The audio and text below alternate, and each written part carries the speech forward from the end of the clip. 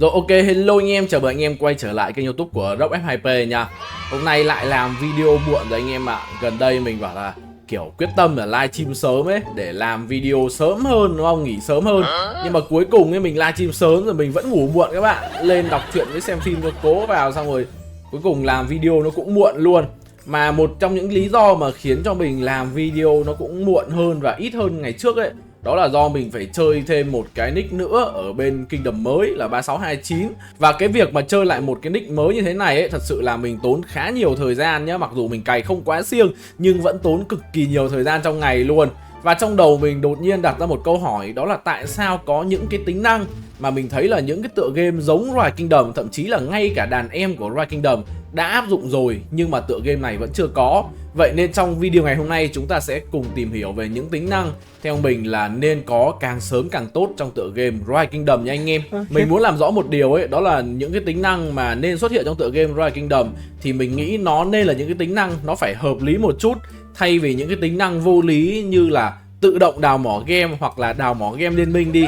Đều là những tính năng mà mình nghĩ là anh em nói ra để trôn cho vui thôi.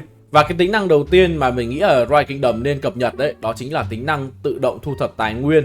Có thể anh em đang bảo là ủa Rock, mới hồi nãy ông bảo là tính năng nó phải hợp lý cơ mà, sao bây giờ lại bảo tự động đi thu thập tài nguyên? Như thế thì mấy cái ông mà bán tài nguyên với lại treo auto cũng mà làm gỏi cái tựa game này luôn. Thì thật ra không phải là như vậy các bạn. Tính năng tự động thu thập tài nguyên đã có ở cái tựa game đàn em của Rise Kingdom, chính là Khô Dragon. Và nếu mà anh em không biết đấy thì Khô Dragon nó là một tựa game giống Rise Kingdom gần như là 70-80% luôn, và từ cùng nhà phát hành luôn nha anh em. Thì bên đó nó đã có cái tính năng là tự động thu thập tài nguyên rồi. Và tính năng này nó sẽ hoạt động như thế nào thì anh em sẽ cùng xem với mình nhá. Ở đây anh em có thể thấy một cái mỏ tài nguyên của bên Khô Dragon. Khi các bạn ấn vào thu thập ấy, nó sẽ có một cái ô nữa cho các bạn lựa chọn, đó là tự động thu thập khi hết. Có nghĩa là sao? Ví dụ nếu mà anh em không đủ lính đi thu thập tài nguyên đi, các bạn chỉ thu thập được một lần. Mình ví dụ là các bạn thu thập được tầm 100.000 tài nguyên đi đúng không? Trong khi cái mỏ này tổng nó có tới là 756.000 tài nguyên.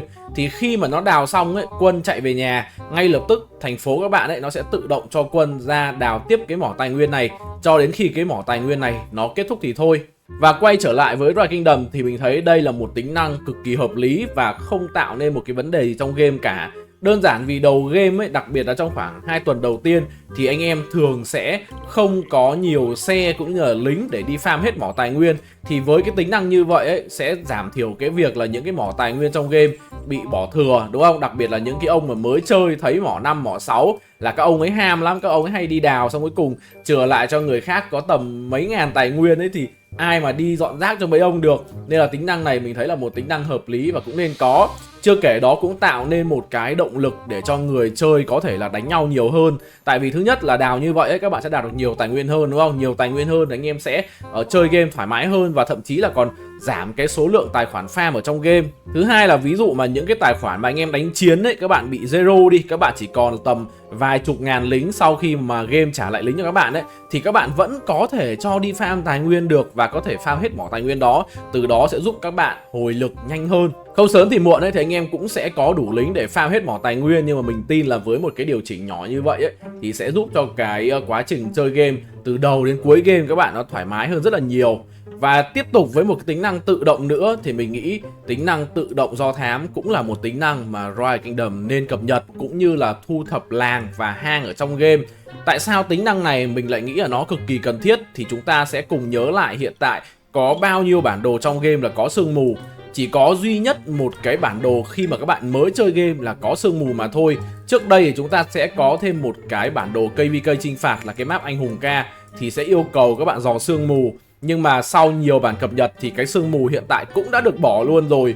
Có nghĩa là những cái người chơi khổ nhất khi trải nghiệm cái sương mù này chính là những cái người chơi mới. Và thực ra cái tính năng sương mù này ấy, nó là một cái tính năng tốn thời gian, chứ nó không có giúp cho cái trải nghiệm cũng như là game đạt được một cái mục đích gì anh em. Các bạn cứ phải ngồi do thám, chờ con do thám nó chạy đi sau đó chạy về, trong khi các bạn không có việc gì khác để làm. Và chưa kể khi mà đi do thám xong ấy, mặc dù trong game nhá, các bạn đã có cái tính năng là thôn làng như thế này đúng không? Anh em có thể chọn như thế này để đi thu thập cái làng, nhưng mà sau đấy các bạn lại phải chọn vào tuyệt vời tiếp, rồi nó cứ lặp lại. Cứ mỗi cái làng như thế này các bạn phải mất tầm khoảng 5 đến 10 giây. Thì đây hoàn toàn là những cái hành động mình nghĩ là nó sẽ rất là tốn thời gian đối với những người chơi mới, mà nó kiểu nó không giúp cho cái trải nghiệm của người ta tốt hơn. Thay vì đó, một cái tính năng tự động dò sương mù, tự động nhận quà làng và quà hang động mình nghĩ là hợp lý hơn rất là nhiều.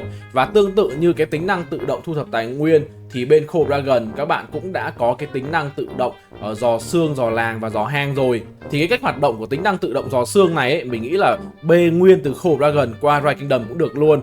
Đó là khi mà các bạn nâng cái trại trinh sát lên cấp độ càng cao ấy, thì mỗi ngày các bạn sẽ có được một cái lượng thời gian nhất định. Như ở bên Cobra Dragon ấy, thì tối đa các bạn sẽ được là 2 tiếng mỗi ngày nha. Sẽ yêu cầu máy của các bạn online, thì như vậy thì những cái con do thám ấy nó sẽ tự động chạy đi và nó dò sương mù, dò hang, dò làng. Và trong quá trình nó dò ấy, nếu mà phát hiện ra làng bộ tộc hoặc là những cái hang mới thì con do thám ấy nó sẽ tự động nhận quà làng và quà hang vào trong túi đồ của các bạn luôn. Và mình thấy đây là một tính năng cực kỳ hay mà Rise Kingdom cũng nên cập nhật sớm. Tính năng tiếp theo là một tính năng mình nghĩ là cũng nhỏ thôi nhưng mà lại có võ nha. Đó chính là cho những cái người chơi mới có thể bỏ qua cái đoạn khởi đầu của tựa game Rise Kingdom. Ở đa số những tựa game online ấy, thì khi mà các bạn vào game sẽ có những cái đoạn giới thiệu về bối cảnh của game. Và tương tự Rise Kingdom các bạn cũng sẽ có một cái đoạn hướng dẫn tân thủ dài đâu đó tầm 5 phút. Nhưng mà đối với mỗi người chơi thì các bạn sẽ chỉ muốn trải qua cái trải nghiệm đấy một lần thôi. Còn những cái lần tiếp theo, ví dụ các bạn tạo nhân vật thứ 2, thứ 3 thì các bạn nên có cái khả năng đó là bỏ qua cái hỗ trợ tân thủ đầu game. Tức là các bạn sẽ tiết kiệm được 5 đến 10 phút cuộc đời để gặp con nữ cung thủ với đánh 1-2 con man rợ. Anh em thử hình dung đi, nếu mà các bạn chơi một nick thì không sao, nhưng anh em muốn tạo lại những nick thứ 2, thứ 3, các bạn lại phải lặp lại quá trình đấy một lần nữa. Hoặc ví dụ như mình lâu lâu mình mà đổi nhầm nhân vật ấy, mình phải vào mình làm cái thao tác đấy một lần, nó khá là mất thời gian. Có thể nói do là một tựa game ra đời trước ấy, nên là Rise Kingdom đang đóng vai trò là một người anh cả so với Cobra Dragon, khi mà Cobra Dragon họ có rất là nhiều tính năng đã được cải thiện luôn. Và một tính năng tiếp theo mà mình nghĩ ở Rise Kingdom cũng nên có và mình thấy là cũng cực kỳ hợp lý luôn, đó chính là tính năng bán tài nguyên. Đúng rồi, anh em không nghe nhầm đâu, là bán tài nguyên. Nhưng không phải là các bạn bán tài nguyên cho người khác lấy tiền giống như đa số anh em đang làm ở trong game, đúng không? Các bạn cung cấp tài nguyên cho người chơi khác thì đó là cái việc các bạn hỗ trợ tài nguyên người khác đi. Mà bán tài nguyên ở đây là các bạn sẽ bán những cái loại tài nguyên các bạn không cần để các bạn lấy game, hoặc có thể là lấy loại tài nguyên khác. Thì cụ thể cách hoạt động như thế nào? Đối với công trình chợ phiên ấy, khi mà các bạn nâng cấp nó lên một cấp độ nhất định thì các bạn có thể bán một cái lượng tài nguyên tương ứng để lấy một số lượng gem nhỏ thôi. Có thể là 3.000 gem một tuần với khoảng tầm 50 triệu tài nguyên là một con số mình thấy rất là ok. Và tại sao cái việc mà bán tài nguyên lấy gem ấy, mình nghĩ là nó cũng là một tính năng nên xuất hiện và không ảnh hưởng quá nhiều đến game, giống như là mình đã nói ở đầu video. Tại vì hiện tại trong game ấy thì người ta đào game cũng rất là nhiều. Điều đấy khiến cho cái khoảng cách từ những người chơi mà có farm game ấy với những người chơi không farm game nó sẽ rất là lớn. Tuy nhiên những người chơi không farm game thì đâu phải là họ không chơi game đâu, đúng không? Họ đào tài nguyên mà, và nếu mà họ thích thì họ nên đổi được cái tài nguyên đấy qua game. Cũng giống như là những người chơi farm game có thể dùng cái game đó để chơi sự kiện, hoặc thậm chí là mua tài nguyên ở trong cửa hàng. Tức là có một cái sự trao đổi qua lại giữa game sang tài nguyên và từ tài nguyên sang game, mình thấy là cực kỳ hợp lý.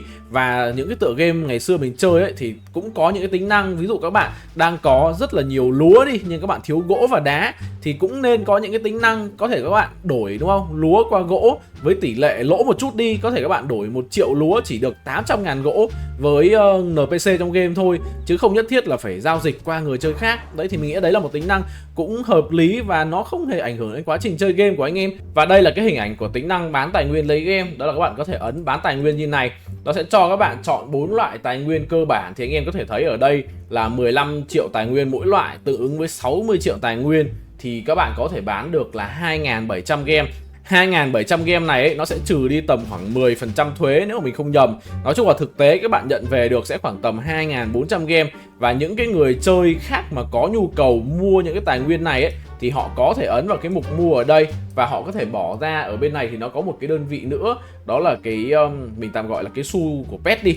Đó thì cái này nó cũng có giá trị tương đương với game nha anh em, nhưng mà người ta có thể bỏ cái này để mua tài nguyên được. Đó thì mình thấy là cái này áp dụng bên Rise Kingdom cũng hoàn toàn là hợp lý. 60 triệu tài nguyên là không hề ít và nó bị giới hạn nha, cứ một tuần là được thêm khoảng 2.000 gem. Mà 2.000 game một tuần mình nói luôn là một con số không hề nhiều bên Rise Kingdom. 2.400 game nó chỉ giúp cho những người chơi được 5 phát đập trứng thôi. Nhưng mà với những người chơi bình thường ấy, họ có thể tích cái lượng game đó kết hợp với một số ít game họ farm hàng ngày đi, thì chắc chắn là quá trình chơi game của anh em nó cũng sẽ ok hơn.